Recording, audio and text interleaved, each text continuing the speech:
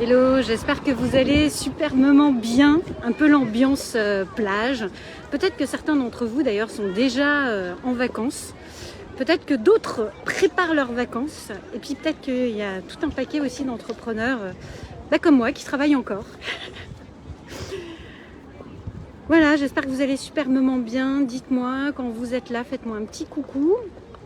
Et puis aujourd'hui j'avais envie de vous partager un sujet qui est un peu dans l'égrégore, dans l'énergie du moment et qui a fait l'objet justement de ma supervision, de mon coaching business aujourd'hui, que je voulais vraiment partager avec vous parce que je pense que ça peut aider certains entrepreneurs à prendre conscience de ce process-là.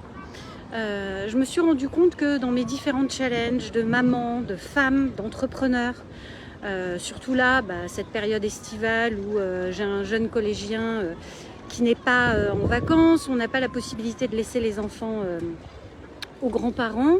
Et puis les stages c'est sympa, mais faire tout l'été en stage, tout de suite ça rehausse le budget, hein, on va dire ça. Et puis c'est pas forcément non plus la volonté. Donc ça veut dire effectivement concilier cet agenda entre cette vie de maman, d'entrepreneur et de femme.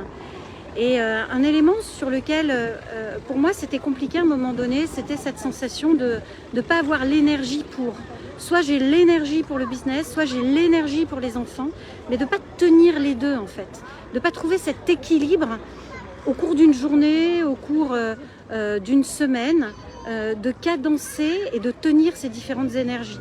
Et parfois de me dire, là j'ai mis beaucoup d'énergie dans peut-être mon couple ou pour les enfants, et j'ai moins d'énergie du coup pour les ventes, pour le business.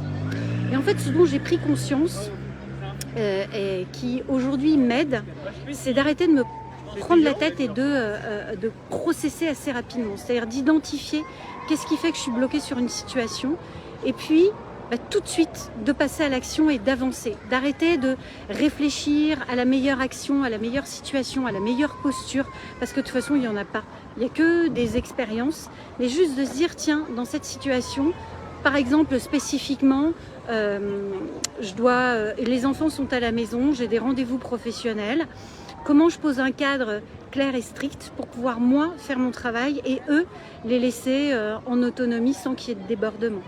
Et si à un moment donné il y a un débordement, comment à l'issue de ce débordement je repose le cadre pour pas me sentir énervée pendant le rendez-vous parce qu'ils sont en train de déborder, et encore après le rendez-vous parce que merde ils ont débordé, c'était pas évident de se concentrer.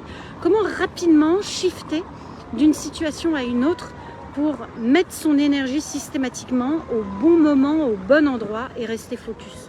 Et ça, c'est quelque chose qu'intellectuellement j'avais perçu, mais que j'avais pas bien ressenti dans mettre toute son énergie, son focus en fait, sa focale, au bon moment, au bon endroit, et rapidement lâcher en fait, pour pouvoir, ce que disent les Américains, hein, c'est do faster, c'est faire et tout de suite passer à autre chose.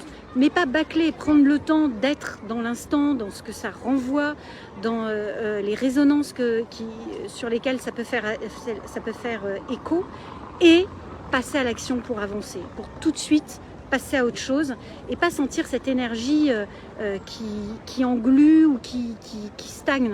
Un peu comme l'ordinateur en fait, cette image justement que m'a partagée Sophie, que je trouvais super belle, c'est quand l'ordinateur est ouvert et qu'il y a toutes ces fenêtres qui sont ouvertes, au bout d'un moment, l'ordinateur, il ralentit, il rame, il a moins d'énergie, moins d'efficacité pour pouvoir faire les choses.